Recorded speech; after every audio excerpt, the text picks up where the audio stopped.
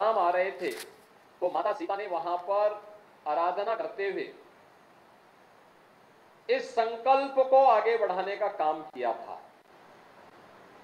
एक पवित्र आध्यात्मिक संबंधों के साथ जुड़ते हुए उत्तर से लेकर दक्षिण तक, पूरब से पश्चिम तक संपूर्ण भारत एक है। इस संकल्प के साथ यह आध्यात्मिक परंपरा इन सांस्कृतिक और आध्यात्मिक मानबिंदुओं की स्थापना करते हुए आगे बढ़ रही है। और आज अय्या जी ने इस संकल्प को और सुदृढ़ता प्रदान की है कि अयोध्या धाम में श्री रामनाथ स्वामी जी का भी भव्य मंदिर यहां पर बने। ये हमारी मत, संप्रदाय और पंथों की उपासना विधि की अनेकता के बाद भी एक भाव और एक भावना के साथ हम एक भारत श्रेष्ठ भारत के प्रधानमंत्री मोदी जी के संकल्प को ही आगे बढ़ा रहे हैं। और वह संकल्प एक बार फिर से यहां पर देखने को मिल रहा है। बहनों और भाइयों, इससे पहले प्रधानमंत्री मोदी जी की प्रेरणा से काशी में काशी तमिल संगमम के दो महत्वपूर्ण संस्करण संपन्न हो चुके हैं। काशी और तमिल दोनों एक दूसरे के साथ किस रूप में जुड़े हुए हैं, इसके बारे में वहां से आए हुए पूज्य संतों ने, विद्वानों ने और तमिलनाडु से आए हुए अनेक ऐसे महानुभावों ने इस संबंध को एक नई प्रगाढ़ता दी है।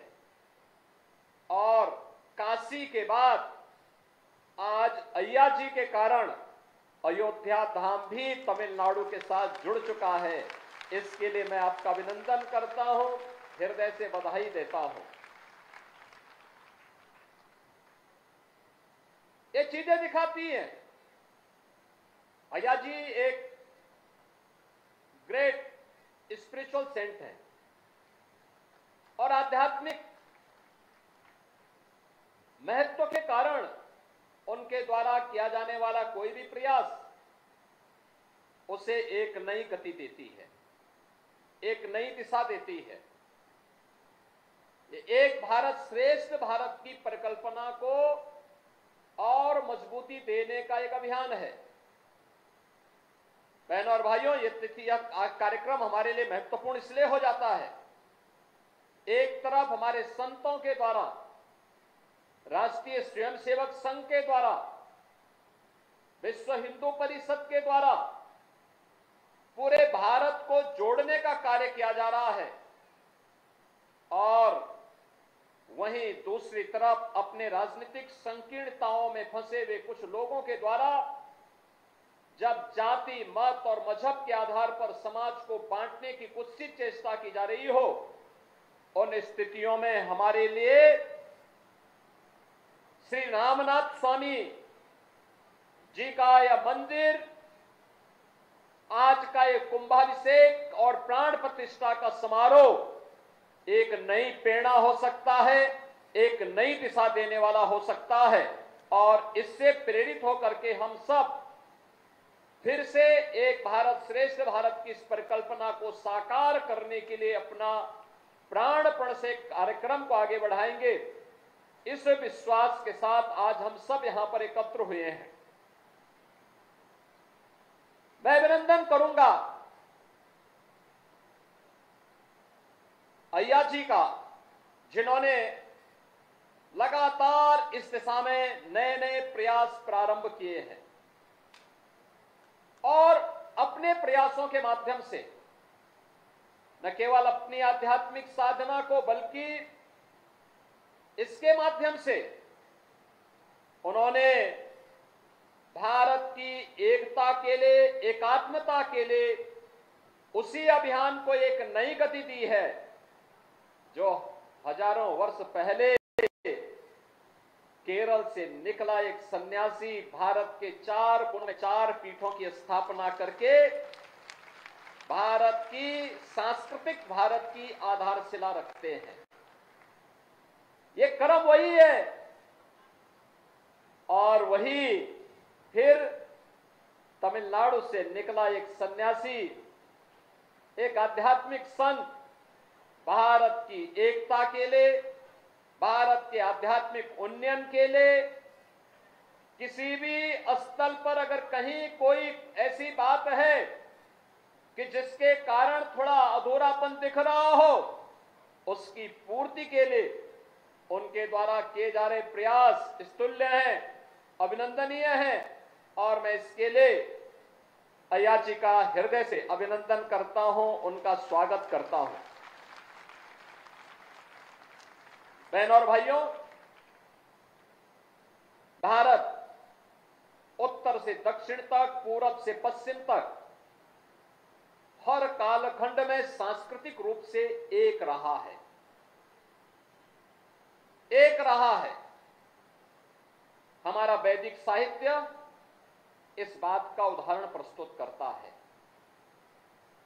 हमारा शास्त्र इस बात के उदाहरण प्रस्तुत करते हैं। भारत की संतों की परंपरा और हमारे धर्मस्थल इन बातों के प्रमाण हैं। हमने किसी भी कालखंड में सरकारें अलग अलग रही हो, लेकिन भारत की सांस्कृतिक और आध्यात्मिक एकता को कहीं भी खंडित नहीं होने दी। और यह इसलिए क्योंकि भारत की ऋषि परंपरा ने, भारत के संतों की परंपरा ने आध्यात्मिक और सांस्कृतिक जागरण के माध्यम से इसे पूरी मजबूती प्रदान की है। आज उसी मजबूती को प्रदान करने के लिए तमिलनाडु से यहां पर अय्या जी अयोध्या धाम में आए हैं। अयोध्या धाम में उनका आगमन से रामनाथ स्वामी जी के इस भव्य मंदिर के निर्माण के कार्यक्रम को आगे बढ़ाना, मेरा यह मानना है कि अब मर्यादा पुरुषोत्तम प्रभु श्री राम का भव्य मंदिर बनने में, पूरा मंदिर बनने में बहुत देर नहीं लगने वाली है। यह काम तीव्र गति से चल रहा है।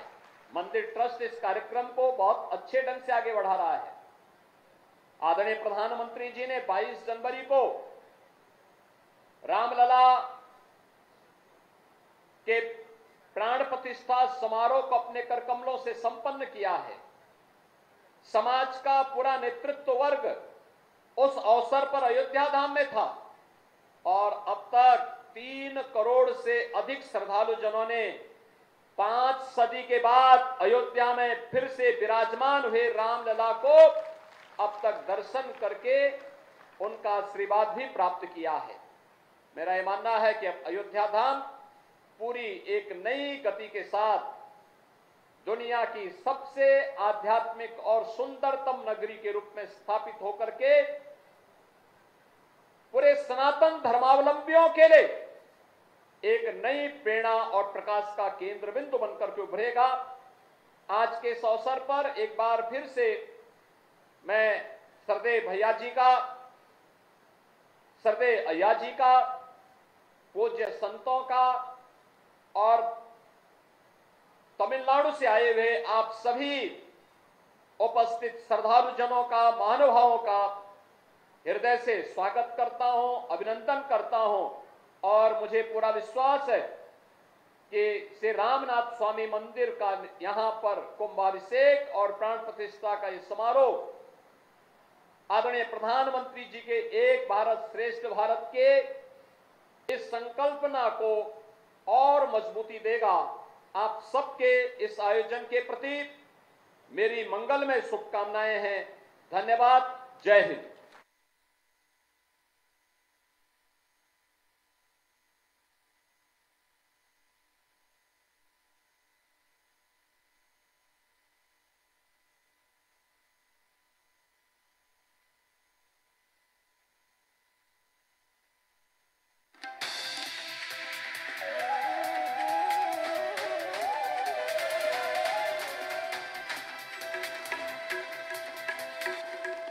कवियों की सजेगी महफिल बार बार करेंगे प्रहार।